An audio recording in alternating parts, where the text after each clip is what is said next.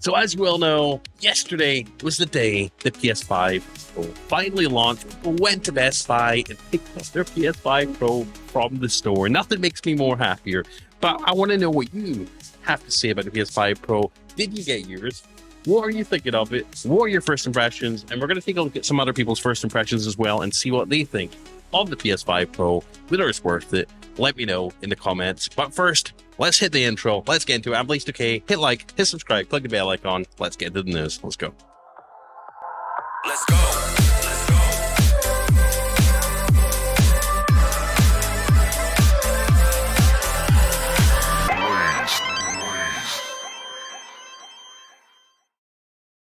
First things first, check the links down below in the video description for the list of the best PS5 Pro accessories. You can find them all here. Links down below in the video description and top in comment. Also, check out Everyday Dose, link down below for the best coffee you can get. Mushroom coffee, nootropic coffee that has so many health benefits, way better than normal coffee. And for $25, you can get a month's supply with a free frother, serving scoop, stickers, your first welcome pack. It's a bunch of great stuff. It improves your energy, elevates your mood, gut health, improves sleep, manage stress. Everyday Dose coffee. It's got all these nootropic mushrooms in it. It's fantastic. I can't live without it. Get your amazing Black Friday deal right now. Check my link down below for the best coffee ever. Everyday Dose. Please try it at least once. You won't regret it. If you love coffee and you want something better that doesn't give you a crash, Everyday Dose is the one. So as you know, PS5 Pro came out yesterday. People are starting to post their unboxings online, and there's some issues, but mostly it's good, right? So obviously it's PS5 Pro costs $699.99. It's a bit pricey for what it is, if you ask me. It doesn't have a disc drive, doesn't have the stand. That's a big reason for a lot of people not getting this thing, compared to obviously the PS5 Slim you can still get, which is still an amazing console. If you're still on the fence, if this is your first PS5, you want to get PS5 Slim, it's still a good deal. For $449, you can get that bundled with Spider-Man 2. That's a pretty darn good deal. And one thing that I found was kind of interesting is the fact they're no longer advertising 8K on the box now. 4K 120 Hz is what they're advertising with HDR. For this being the first true 8K console, like they promised the PS5 would be, it's kind of funny. There's not many games that can actually take advantage of 4K 120, except for, I believe, one just yet. Hopefully more developers catch up. I feel like there's a trend right now with the PS5 Pro where developers are choosing to go with 30 FPS at 4K with ray tracing and all the best stuff. I just want to play games at minimum 60 FPS, unless I'm playing on the Steam Deck. Now, kudos to Open Surprise over on YouTube, who's unboxed his and has given his first impressions, so go check him out if you want to see more PS5 Pro content. So obviously this is what you're going to get in the box, right? You're going to get a PS5 Pro, you're going to get a DualSense wireless controller. Can you imagine if they never included that? 2 horizontal stand feet, HDMI cable, AC power cord, USB cable, and printed materials, and Astro's Playroom, which is a installed game just like the regular PS5. I'm glad they included 2 horizontal stand feet, so you are going to be able to put your PS5 up with some little feet. It's not going to be as nice as the stand, but hey, we'll take whatever we can get. And obviously they're advertising PlayStation Spectral Super Resolution, optimized console performance, and advanced ray tracing. So PSSR and ray tracing, that's going to be the big selling points for the PS5 Pro. Once you take off the sleeve, you've got this nice little white plastic box here, and open it, you've got your cables, and here are the little standing feet. So it's not as nice as a stand, but I'm glad they included something. It really, I doubt it cost them barely any, like a couple of cents to make these little plastic feet. I'm glad they did come with something, because I think that was a big talking point of the fact that, for this price, $700, they were going to include a stand or the disc drive. I'm glad they at least include little plastic feet. But if you do want something more classy, you can obviously put up to $30 and get the actual vertical stand right for the PS5 Pro, which does look a little bit nicer. It is a little bit more of a hassle to have to put it on, because you do have to take out a screw and then screw it onto the bottom, as opposed to the plastic feet, which are a little bit less stable, to be fair, but they're free, right? And here you obviously get your DualSense, you get your HDMI cable, USB-C cable for charging the controller. Inside the box, you've got your PlayStation manual, obviously telling you your quick start guide. And here's the console itself. Very similar, very reminiscent to the original PS5 console unboxing right here. And here it is, boom, in the flesh. 2 USB-C ports on the front, 1 power button. On the back, you've got your HDMI, Ethernet, and 2 USB-As, and obviously the power jack cable. And you've got the little fins on the side. Very nice. And here it is, obviously next to the PS5 Slim. It's not worlds apart. I mean, I'm surprised they've managed to look at least similar to the regular PS5, but obviously have that more power. I would love to have seen something a little bit nicer than with Pro version. I mean, just adding more lines in the middle is just a little bit to me. It is going to be smaller than a regular PS5, so that is good. I think my PS5 look over there looking so sad.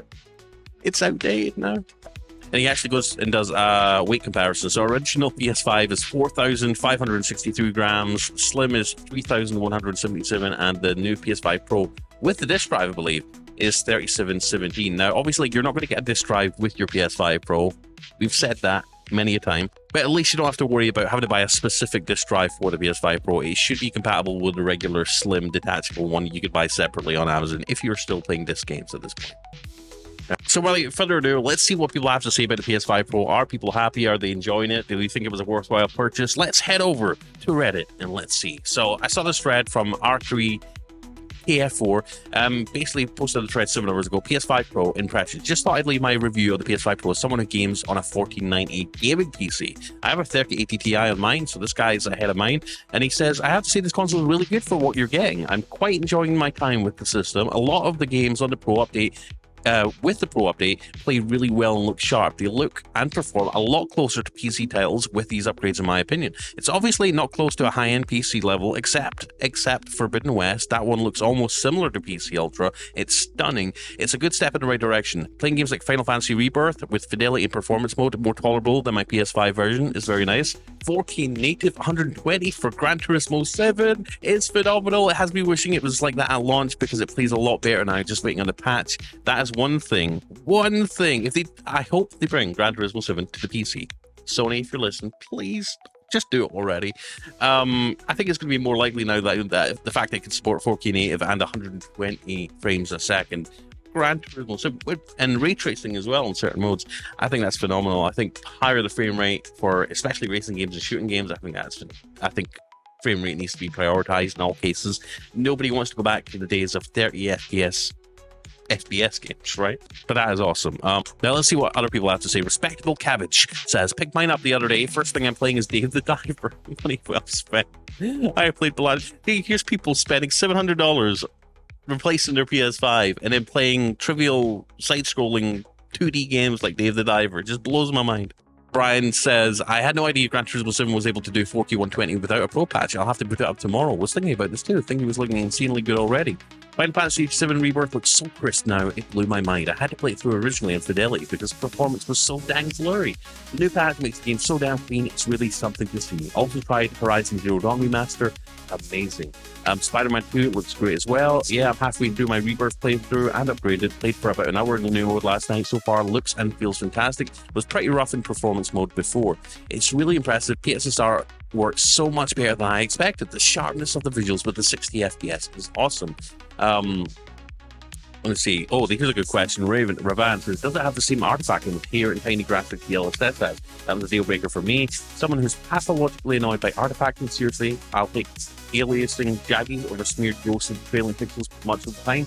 PSSR seems to be really good. Still a bit of minor artifacting with fine hair and grass, but leagues ahead of FSR. That's a big deal. And given the boost in resolution for many games or the ability to play quality modes at 60 FPS or thereabouts, it's a huge improvement in image quality.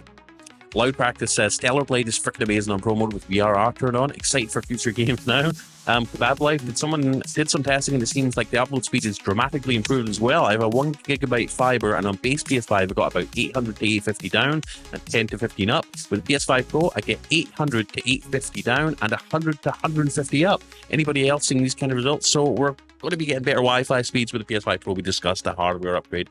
It does have better Wi-Fi in it. So it's nice to see that people are actually confirming this now. So if you're going to be downloading games all the time, if you are going to be digital, if you're going to be slapping a big 4 terabyte SSD in this bad boy or 8 terabyte, whatever you want, obviously you're going to be able to download games extremely fast, especially if you're on fiber now.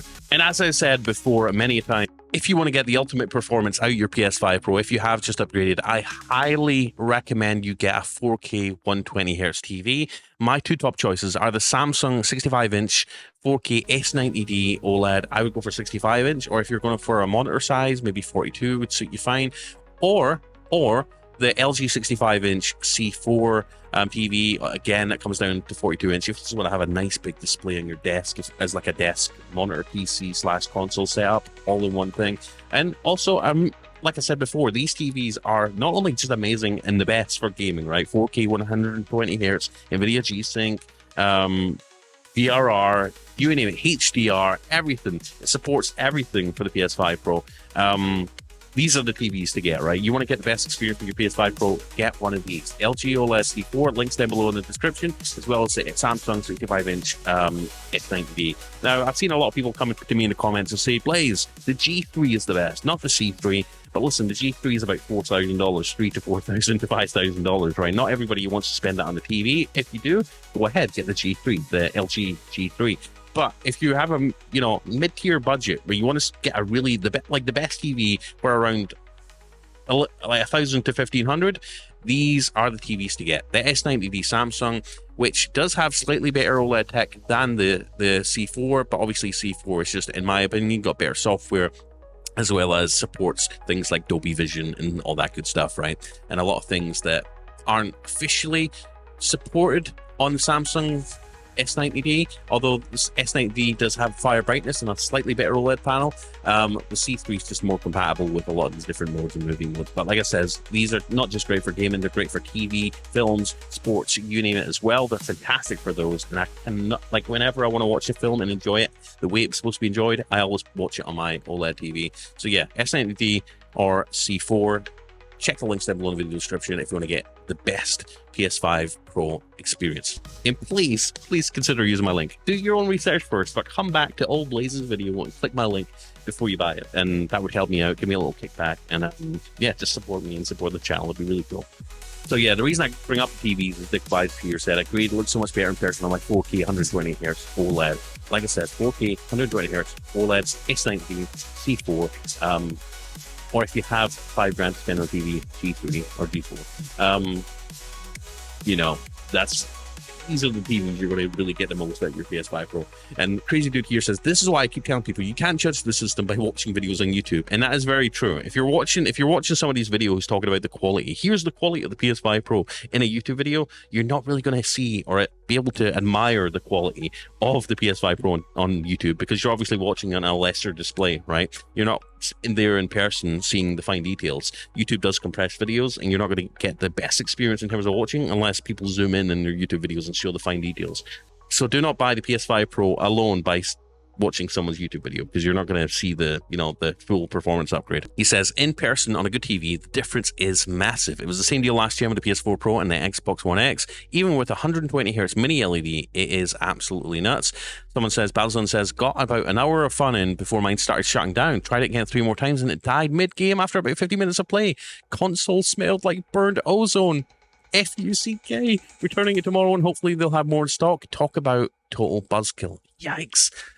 So some people are getting faulty machines. That sucks. I instantly found everything to just look a lot more sharper. I also enjoyed that it's much quieter than the launch PS5, which was decently quiet but still audible.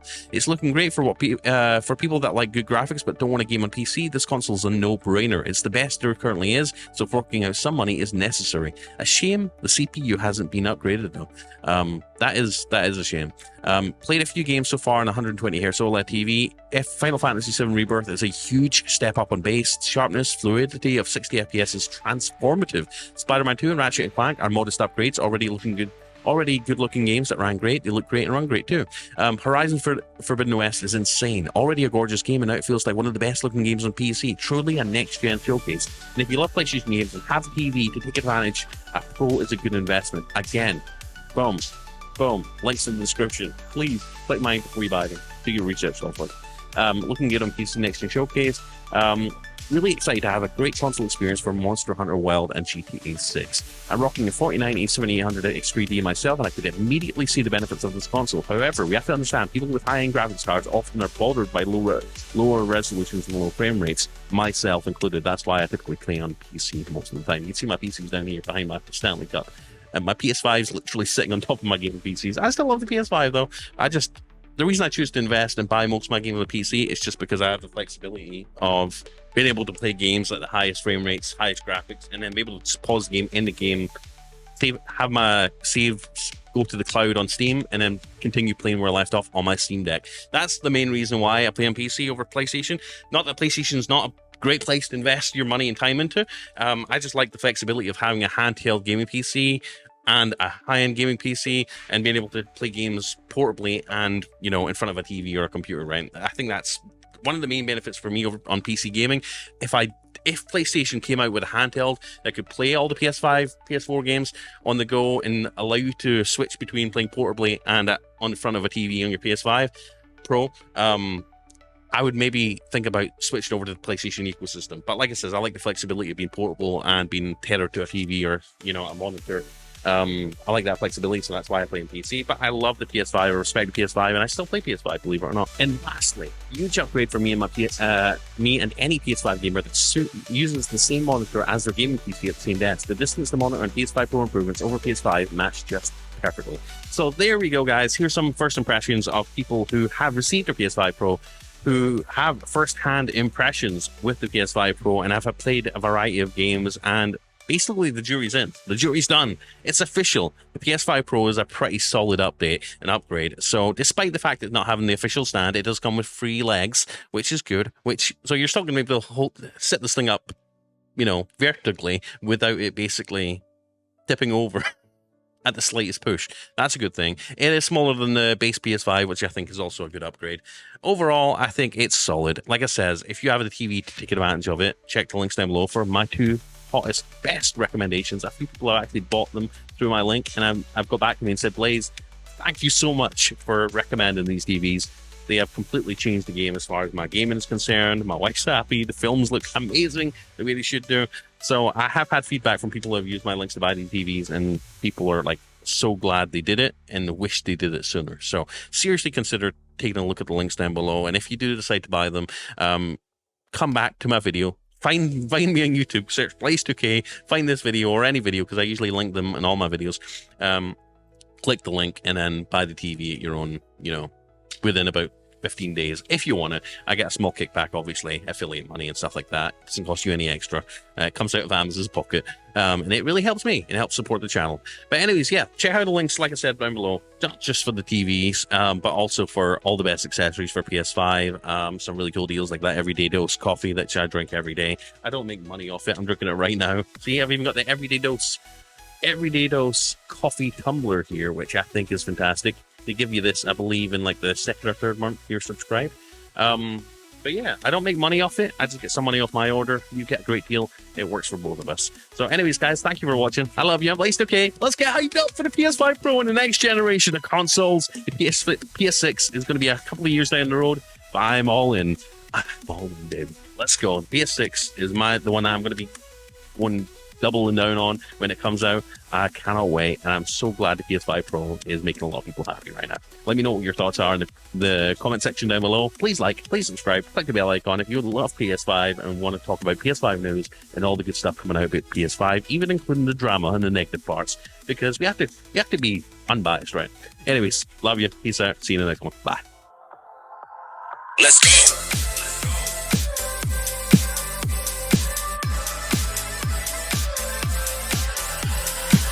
Blaze.